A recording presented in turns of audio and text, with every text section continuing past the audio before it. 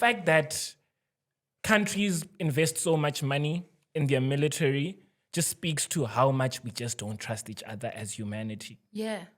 And to think about how, like, some of these things that we invest in, like, these are like things that, like, if you think about like nuclear energy or like nuclear powers and stuff like that, like, if one of any of these countries uses any of their stuff, like they just use like Yeah. top of the range, we are all doomed. Yeah. So we're all just like developing above each other so that we don't get to a point where we are like, oh no, like somebody else has more power to doom the entire world than us. Yeah. You know, with nuclear, you know how I think about it? Yuval Noah Harari put it well in an interview once where he was speaking about how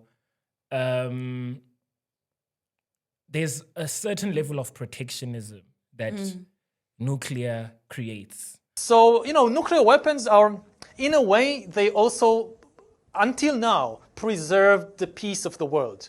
I belong to the school of thought that if it was not for nuclear weapons, we would have had the Third World War between the Soviet Union and the United States and NATO sometime in the 1940s or in the 1950s or 60s. That nuclear weapons actually, until today, served a good function. In that no one's going to press the button, essentially. You know? Yes. There was this famous story about how this Russian military leader who was responsible for basically triggering Russia's nuclear